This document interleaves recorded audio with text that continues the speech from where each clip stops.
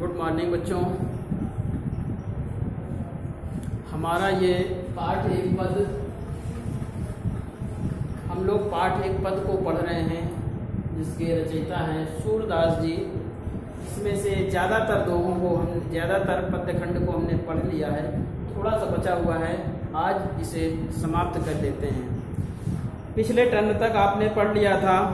गोपिकाएं कहती हैं उद्धव मन न भये 10-20, हे उद्धव हमारे पास 10-20 मन नहीं है। एक हुतो सो गयो श्याम संग को और आधे ईस, कहती हैं एक ही था जो किसके साथ चला गया, श्याम संग भगवान कृष्ण के साथ चला गया, को और आधे ईस। तो बताओ अब किस मन से हम आपके उस निराकार ब्रह्म की उपासना करें। ये आपने पढ़ लिया इस पदखंड को।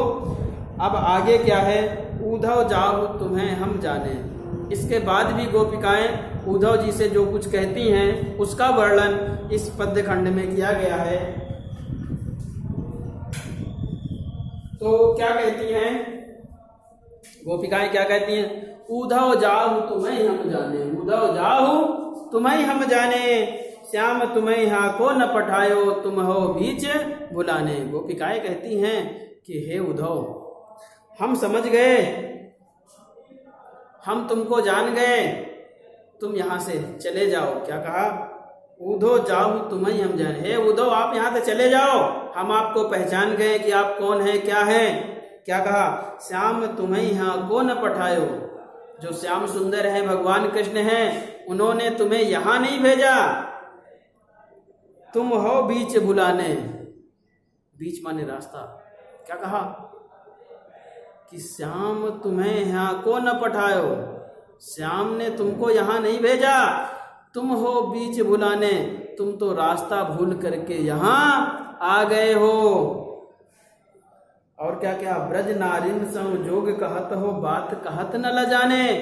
गोपिकाएं कहती हैं कि हे उद्धव ये ब्रज की जो गोपिकाएं हैं, जो बालिकाएं हैं, इनसे आपको ये निराकार ब्रह्म का ज्ञान देते हुए जरा सी भी लाज शर्म नहीं आई।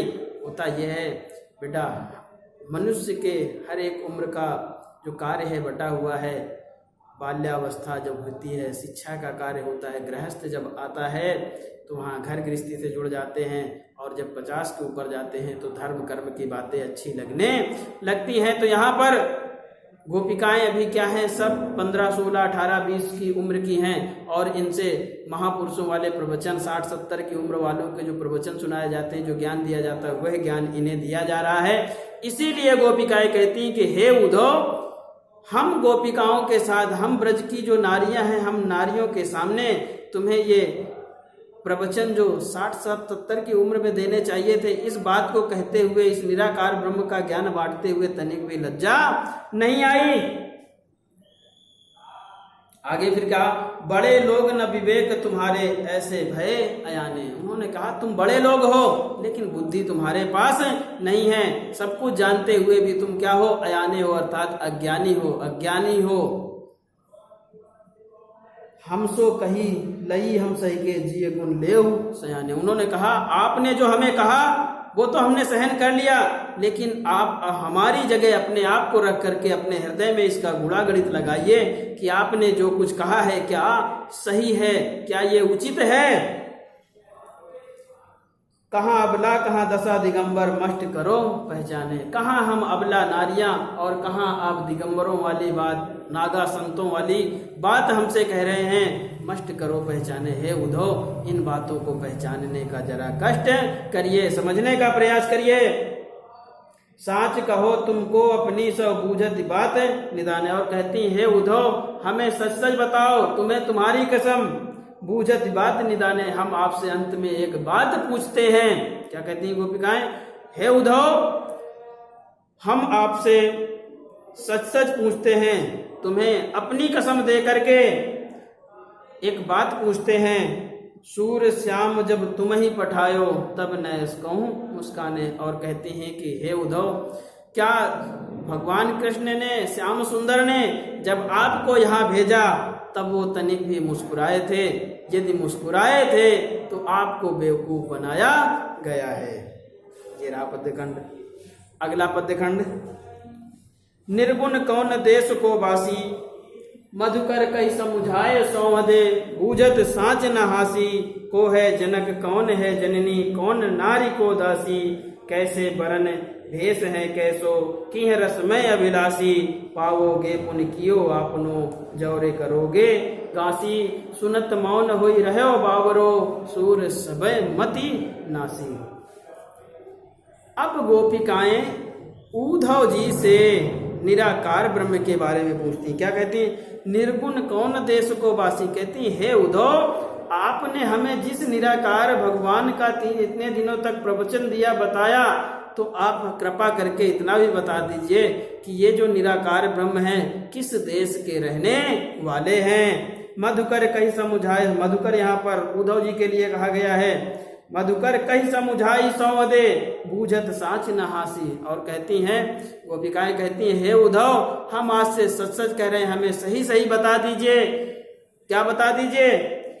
सौदे अपनी कसम दे करके पूछती हैं कि हे उद्धव, तुम्हें हमारी कसम, हमें सच सच बता दीजिए। बूझत साँच न हासी, हम आपसे सच सच पूछते हैं, हासी कोई हंसी मजाक नहीं कर रहे हैं। को है जनक कौन है जननी, कौन नारी को दासी। वो कहती हैं कि आप जिस निराकार ब्रह्म की बात कर रहे हैं, भगवान की बात कर रहे हैं, उस निराकार ब्रह्म के पिता कौन है, जननी माता कौन है, कौन नारी उनकी पत्नी कौन है, और उनकी दासियां कौन है, दासी कौन है। कैसे बरन भेष है कैसो, कैसा उनका रंग है, कैसा उनका भेष है। कि रसमय अभिलाषी, और कौन से रस का पान करना वो पसंद करते हैं। पावोगे पुन कियो आपनो, जौरे करोगे गासी। और कहा कि अगर आपने हमसे झूठ बोला तो उसका परिणाम भी आपको ही भुगतना पड़ेगा। आपने अगर झूठ बोला, हंसी मजाक किया, तो उसका परिणाम भी आपको ही भुगतना पड़ेगा। सुनत मौन होई रहो बावरो, सूर सबय मति नासी। गोपिकाओं की ऐसी बात को सुनकर के जो ज्ञानी उद्धव जी थे वो कैसे हो गए? मौन होई रहो बावरो, बावरे हो गए, पागल से हो गए, मौन हो गए। उनके मुख से कोई वाणी नहीं निकल रही, कोई शब्द नहीं निकल रहा था।